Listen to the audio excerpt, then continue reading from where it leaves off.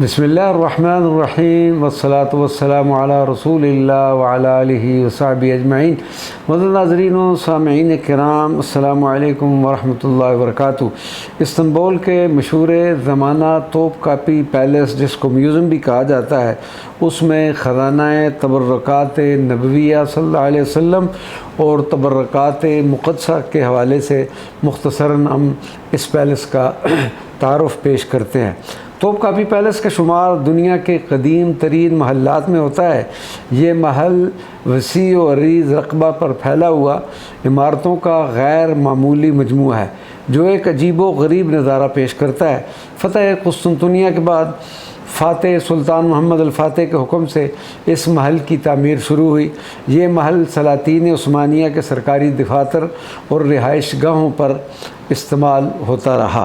اب اس محل میں عثمانی ادوار کے بے شمار تاریخی و مذہبی آثار قابل دید ہیں، اور بالخصوص اس محل کی ایک عمارت تبرکات نبویہ صلی اللہ علیہ وسلم کے لیے مخصوص ہے۔ توپ کاپی پیلس میں تبرکات مقدسہ لانے اور انہیں محفوظ کرنے کا سلسلہ سلطان سلیم اول کے عہد حکومت میں شروع ہوا، جو 20ویں صدی تک جاری رہا۔ توپ کاپی میوزیم کے ریکارڈ کے مطابق 605 تبرکات مقدسہ رجسٹرڈ ہیں۔ عظیم سلطان سلیم اول اکثر اپنی راتیں اپنے دوست حسن جان کے ہمراہ مطالعہ کتب میں گزارتے۔ ایک رات حسن جان گہری نیند سو گئے اور سلطان کے پاس حاضر نہ ہو سکے۔ صبح ہوئی اور جب روشنی پھیل گئی تو سلطان سلیم نے حسن جان کو کہا، ادھر آؤ اور جو خواب تم نے دیکھا ہے وہ ہمیں سناؤ۔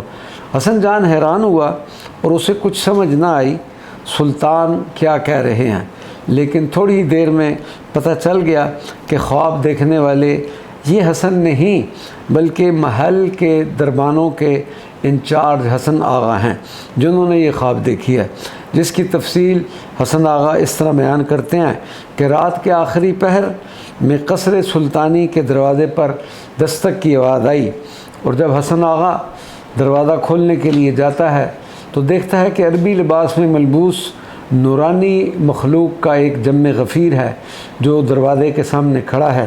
ہر ایک کے ہاتھ میں ایک جھنڈا ہے۔ ان کے آگے 4 شخصیات ہیں جن کے ہاتھوں میں سفید جھنڈے ہیں، اور جس شخص نے دروازے پر دستک دی ہے اس کے ہاتھ میں سفید سلطانی جھنڈا ہے۔ وہ حسن آغا کے سامنے آیا اور اس نے کہا، یہ جو تم دیکھ رہے ہو یہ رسول اللہ صلی اللہ علیہ وسلم کے اصحاب ہیں۔ ہمیں رسول اللہ صلی اللہ علیہ وسلم نے یہاں بھیجا ہے، اور آپ صلی اللہ علیہ وسلم نے سلطان سلیم کو سلام بھیجا ہے اور اسے پیغام دیا ہے کہ وہ فوراً تیار ہو جائے۔ ہم نے اسے حرمین شریفین کی خدمت پر مأمور کر دیا ہے۔ ان 4 شخصیات میں یہ سیدنا ابو بکر صدیق، یہ سیدنا عمر الفاروق، یہ سیدنا عثمان ذی النورین، اور میں علی ابن ابی طالب ہوں۔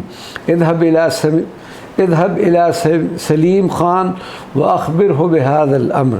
سلیم خان کے پاس جاؤ اور اسے اس حکم کی اطلاع کرو۔ سلطان سلیم نے جب یہ خواب سنا تو حیا کی وجہ سے ان کا چہرہ مبارک سرخ ہو گیا۔ خوشی سے آنکھوں میں آنسو آ گئے اور اپنے ہمراہ حسن جان کی طرف متوجہ ہو کر کہا، میں تم سے نہ کہتا تھا کہ ہم اس وقت تک کوئی کام نہیں کرتے جب تک ہمیں اس کا حکم نہ آ جائے۔ ہمارے اجداد کرام کا اولیاء مقربین میں شمار ہوتا ہے، لیکن افسوس کہ ہم وہاں تک نہ پہنچ سکے جہاں تک ہمارے بڑے پہنچے تھے۔ اس خواب کے سننے کے بعد سلطان سلیم نے فوج کو تیاری کا حکم دیا۔ عثمانی فوج مصر کی جانب روانہ ہوئی اور پھر مصر اور حجاز مقدس آستانہ خلافت عثمانیہ کے تابع ہو گئے۔ سلطان سلیم جب فتح مصر کے بعد واپس استنبول روانہ ہوئے تو اپنے ہمراہ بے شمار تبرکات نبویہ و تبرکات مقدسہ لائے، جن کو توپ کاپی پیلس میں محفوظ کر دیا گیا۔ فتح مصر کے وقت مکہ مکرمہ کے امیر الشریف برکات تھے، جنہوں نے اپنے بیٹے ابی نمی کے ہمراہ مکہ مکرمہ مدینہ منورہ کی چابیاں اور تبرکات و آثار نبویہ صلی اللہ علیہ وسلم سلطان سلیم کے پاس آستانہ استنبول بھجوائے اور سلطان سلیم سے اپنی وفاداری کا اعلان کیا۔ سلطان محمد الفاتح کا عرش سلطانی توپ کا پی پیلس کے ایک خاص کمرہ میں ہوا کرتا تھا جس کا نام الحجرہ الخاصہ تھا۔ اس کمرہ میں سلطان بعد حکومتی امور دیکھتے اور اسی میں اپنی عبادات اور نماز ادا کیا کرتے تھے۔ وما علینا الا البلاغ المبین۔